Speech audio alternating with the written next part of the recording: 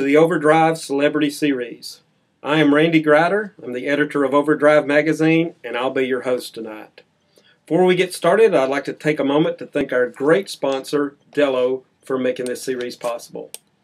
And with that, it's a great pleasure to introduce our guest for tonight's Celebrity Series, John Ratzenberger. John is probably best known for his role as Cliff Clavin on the long-running, Emmy-winning sitcom Cheers.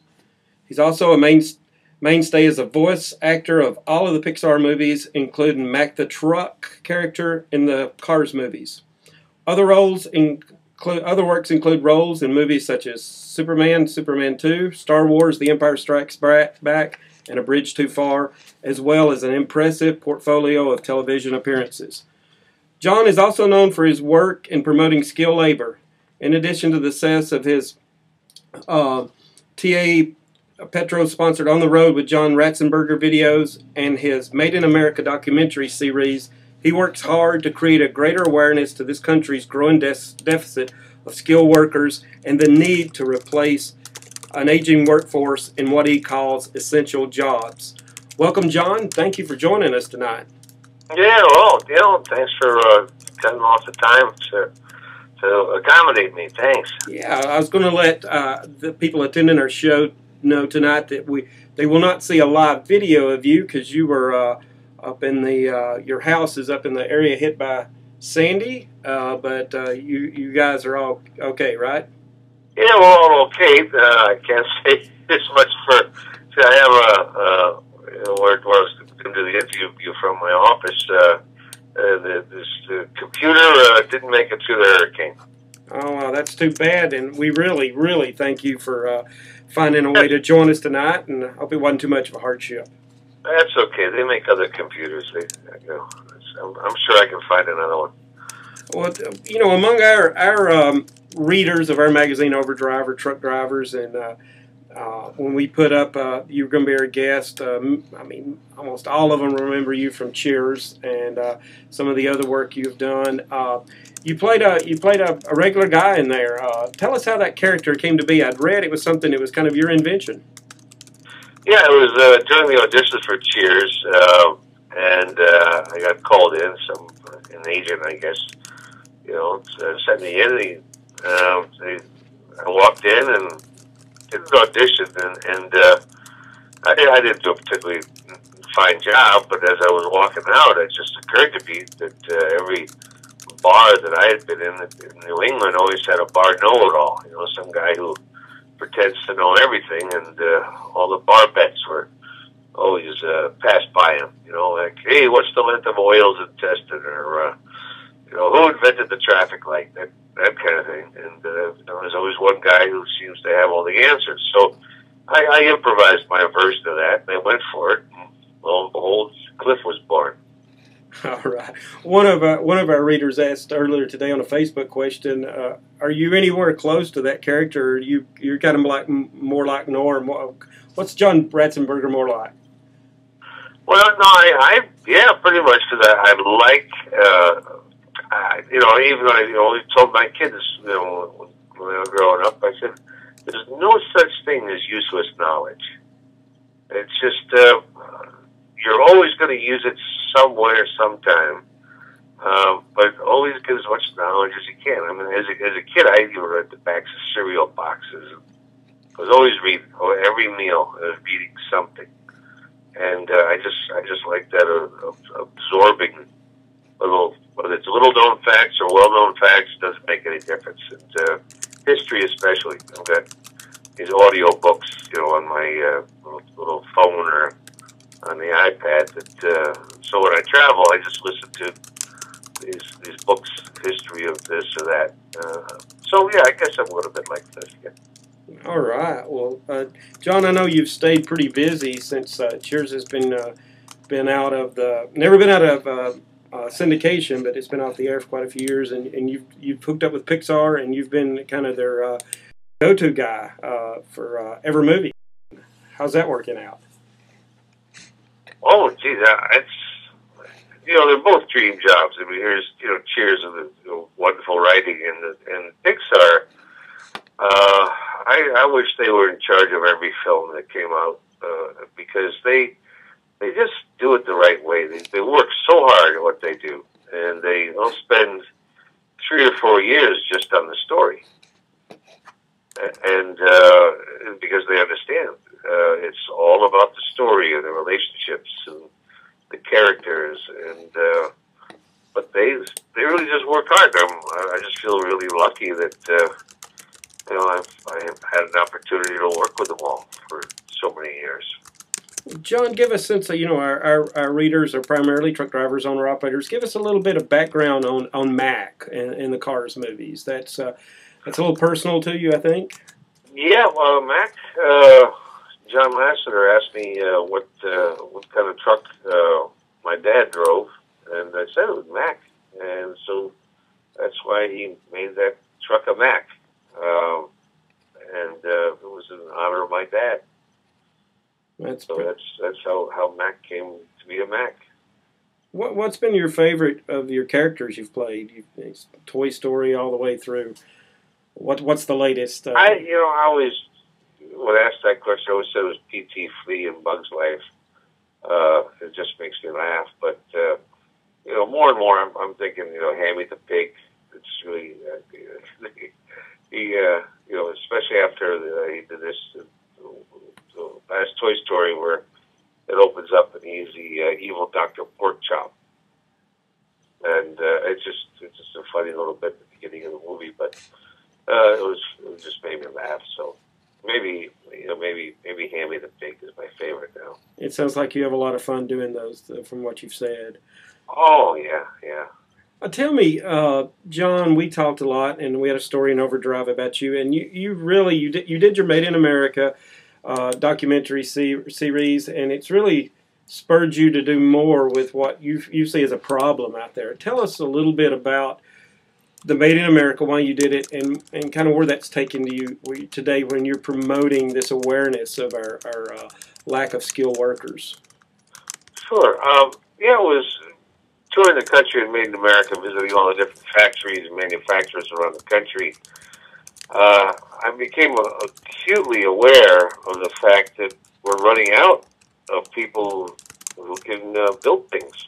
And, I'm talking about, the basics, carpenters, bricklayers, drywall, installers, glazers, machine operators, tool and die makers, because we've raised a couple of generations of kids who don't make things, and so they just don't have any interest in it when they get older. Whereas before, the computer and video game revolution, kids would go out and build things, tree houses and whatnot, or ride and fix their own bicycles. So the average age right now is about 57 years old, and so in a short time, all those people are going to be retiring, and we're going to hit a crisis point. And right now we could do something about it, but if nothing's done about it, by the time the crisis, hits us like a tsunami, we're not going to be able to do anything about it. What is probably, tell me specifically, what are some of the jobs that you're seeing? Is it welding? Is it pipe fitting? Welding. There's a real need for welders all across the country. But again, their age. I mean, how many high school kids go to have shop class? Not many anymore. Right. And do you think it's just part of we're selling to everybody that the college education is the only way you're going to make a decent living? You think that's just become ingrained? And yeah, well, that came out of, it's probably well intended, because they said, oh look, all the white collar people are making more money and they have an easier life, it seems. And then they started canceling shop courses because you can get more computers in a room than you can tool and die machines, and so just the economics of it was better. And but it's amazing that nobody realized that. Yeah, it's great to be in advertising, but what are you advertising? Someone's got to make something, and even the colleges. Someone's got to build the colleges, maintain it, and repair and manufacture and fabricate the air conditioning systems, etc., and do the research and development on them. And you only make money on three things, which is mining, farming, and manufacturing. And everything else comes off of that. And whoever's in charge forgot that. Even now, when our president in the White House, they're talking about jobs, jobs, jobs. What they should be doing is saying we're going to start putting back vocational training in middle schools and high schools. Give kids a skill that they can have for the rest of their lives. Doesn't mean they have to be a bricklayer or a tool and die operator, CNC machine operator. It just means that they'll have common sense when they get to wherever they're going. It's nice to be able to know what a toolbox looks like, know how to open it, and be familiar with what all those tools do. Right. It just makes you a smarter person, flat out. But we're running out of those people. We're just running out of them. Do you think for a kid who's really mechanically inclined and wants to go that way and he doesn't have the pressure, can he be ahead of the college grad? We're not talking about the doctors and lawyers, but maybe some of your other professions. By the time they get out, I mean, he could be set up pretty nice, right? With a good. Oh training. yeah, you kidding? Yeah, I mean, if somebody went into to be a diesel mechanic, after 4 years, he'd probably own his own house or at least condo, and everybody he went to school with, they'll be graduated from college and they'll be waiting tables, paying back their college loans.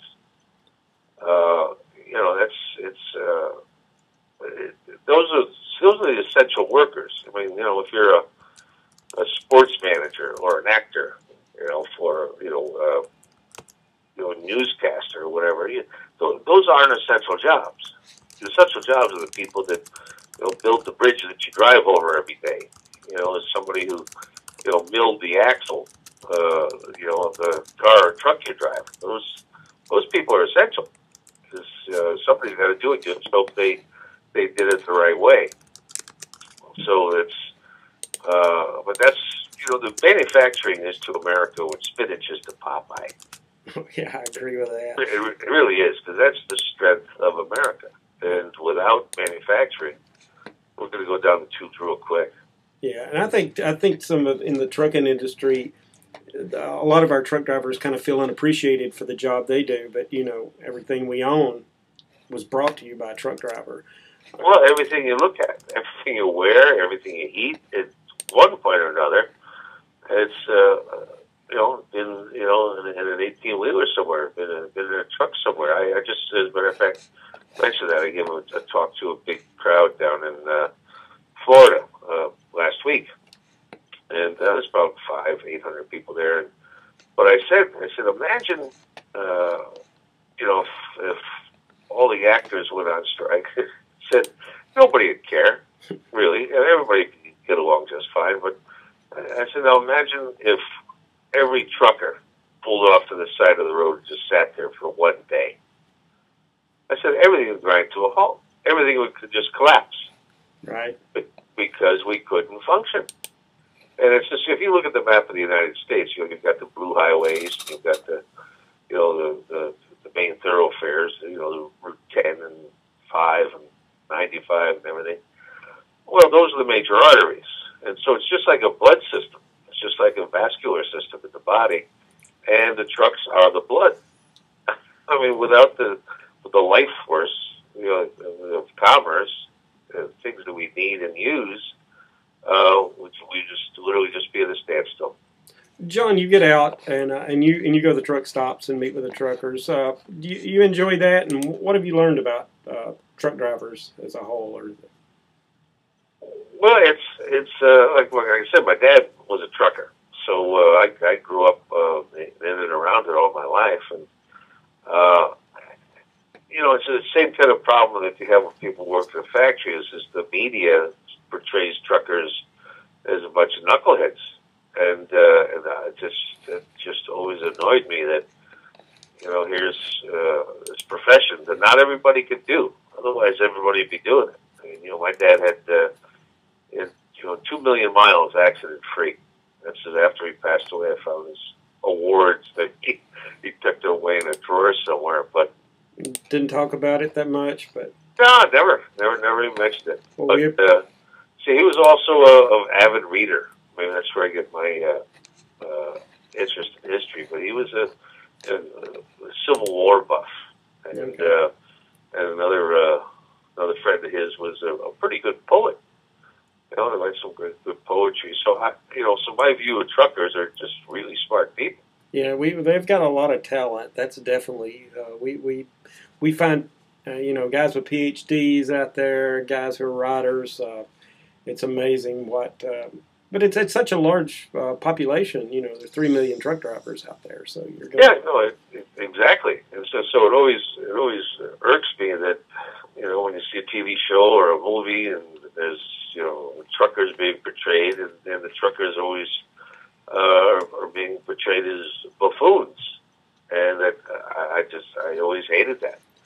And so my work that I do with TA or the shows that I produce or try to create, if it's around truckers, it's for that reason. It's to bring dignity and respect to people who deserve it. Right. Hey, John, before we get to taking a few questions, let's get back to, besides just you going out and being visible and talking about the problem we're having with the workforce, you're also active in a project or initiative called MOST. Can you tell us a little bit about MOST? Yeah, MOST stands for Mobile Outreach Skills Training, and what we do is we'll get in touch with an employer, or they'll get in touch with us and say, well, we're looking for a workforce of, we need 5 CNC machine operators or 7 welders or, whatever they need.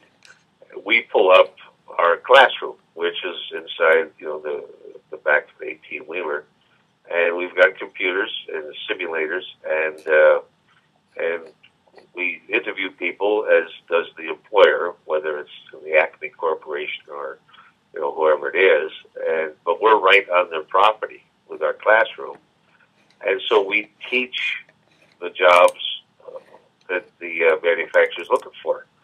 And so we put over 1,000 returning vets back to work already. Oh man, that's awesome. That's well, see, it's just we do it kind of the common sense way. We don't say, okay, here's some money and go to community college and hope you find a job. Good luck. We find out what jobs are going, what jobs are available. Right now, there's 600,000 jobs available in manufacturing, and so when an employer contacts us and says, here's what we need, we go there, and between the employer and us, we identify the people who go in the program. But once you're in the program, you're guaranteed a job. It's not like, here's the training, and good luck, and here's a bus ticket. It's boots on the ground. If you're in that program, you've got a job. Oh, that sounds like that's cutting through everything and getting right down to brass tacks. Yeah, it eliminates a lot of middlemen, a lot of bureaucracy and government involvement. Even though it'd be nice to get some help from the government, but be that as it may, so we're it's comparatively new, right. But it's working. Getting help from the government might slow you guys down, John. yeah, in a way, but it'd be nice if they right. at least said, "Hey, what a good idea! We should do that, or show us how to do that." Definitely. So their cost is 1,000 times more than ours. Hey, John, we'll take a few questions real quick. Sure. Here's John. John from Somerville, South Carolina, said he read somewhere you were at Woodstock. Is that true or false? That's right. Yeah. I drove a tractor there. I was a worker bee. Oh, really? At Woodstock, and like I said before, I was a carpenter, house framer, and so I pounded some nails in the stage there, and I was there for a couple of weeks. Oh, wow. Well, the interesting thing was that, after it started raining and everybody started panicking because there's no food or medical or porta potties or whatever, all of a sudden the helicopters came out of nowhere carrying all these supplies, and it was the irony is it was the National Guard that saved Woodstock. Oh, wow. And not many people realize that. But without the National Guard showing up, it would have been a mess. All right. Hey, Billy from Blythewood, South Carolina wants to know, and I guess this is going to be an opinion thing, do you think truck drivers are well trained enough before they get behind the wheel, or should they have more training? I guess that's probably not one you would know as much about, but if you want to comment. Yeah, it's it depends, I think, on what school. I think that the people who teach the drivers should have years of service, get some real good veteran drivers that have seen it all, done it all. And, I think you should have more than 6 months worth of experience before you become a teacher. It's like anything else. You go to any school, I don't care what you're learning, whether it's how to cook or how to act or play the trombone. If that school's got a low standard, you're not going to be very good at what you're doing. But, it's just the standards should be kept high because it's, for the safety of us all out there. Hey, Wendy in Ohio wants to know, with 600,000 manufacturing jobs available, why do you think we're constantly hearing about there's no jobs in this country? Well, it's because, just as I said before, because you've got kids graduating from high school who don't know how to read a ruler. Now, don't forget, manufacturing you've got a lot of measuring going on. Right. You've got at least, be handy, know what a drill is, or a wrench, or socket wrench, or ball peen hammer, whatever it is, and we've let our kids go adrift. None of them really have any mechanical skills. So there's nobody filling those jobs. See, it used to be just, they come right out of school, and somebody that, haven't had gone through manual training, some kind of vocational training, would have the elementary skills, but now that doesn't exist. Okay. We have, I guess this is going to be their CB handle, Plowboy from Bridgeport, Alabama, not Connecticut. How long does it take for you to shoot one episode of On the Road with John Ratzenberger? A day. Now, you told me that's kind of like there's no set script. You go in, just have a good time, talk to truckers and the workers, and yeah. I will just come in with a camera crew and see what happens. Really, because there's always something different going on, and you really got to hand it to the folks in the TA and Petro, because they really do care about the drivers. They really understand it's a hard job, and but it's a good outfit. So my experience with them it's been very good. One more question, and John, we're going to have to wrap it up. But Kyle from Morristown, New Jersey, wants to know, what is the best thing about your truck stop visits? Oh, it's I think the people. There's always bump into somebody that you remember. Somebody's got a great story.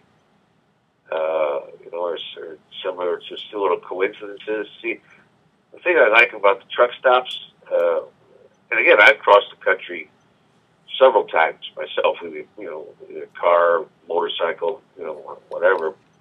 I always stop at truck stops, and I realized somewhere along the line that it's possible for anybody in the world to be in a truck stop. I mean, you could have the king of Sweden in there, because everybody's got to get up, have a drink or use the restroom, and so you got a mix of characters that you won't find anywhere else. And I just really appreciate that, and I'm in a real big love affair with our country. I love this country, and at truck stops you can feel the strength of the country. I think you really get a sense of what it's all about, much better than you'd get in the lobby of a fine hotel somewhere. You really understand what the spine of the country is all about. It's an exciting place. It's just and it's relaxing for me too. Funnily enough, I just like some people like to sit in Grand Central Station and watch people. I guess I prefer the truck stop. Well, John, we appreciate that you get out and do that. Now, with all your loyal fans we've got that are our readers too, do you have a fan page, or is there a Oh, johnratzenberger.com? I'm on. I got a Twitter page. Okay. Yeah, the D Ratzenberger. Okay. D as in David, D Ratzenberger, and that's my Twitter Okay. handle. Anything else that tells about your initiatives or what's coming up in your next movie? You told me you got some project you just wrapped up in Canada. Yeah, I just wrapped one up for Disney called Space Buddies.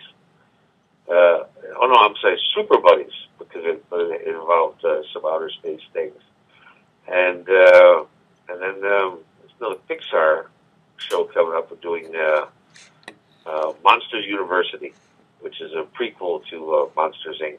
Oh, well, that sounds like I remember that one. That sounds like that'll be a lot of fun. Oh yeah, it's great working with those guys.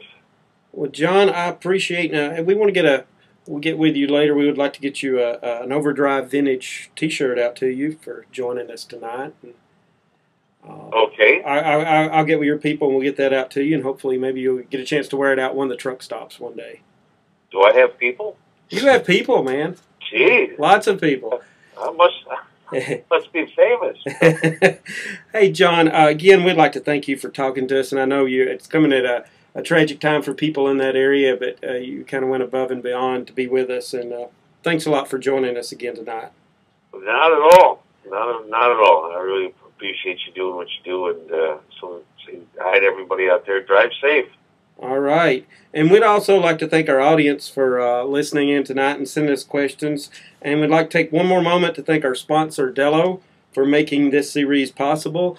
Join us in December when our celebrity guest will be Wendy Parker of the George and Wendy Show. And with that, so long, John, and everybody have a safe night. Take care.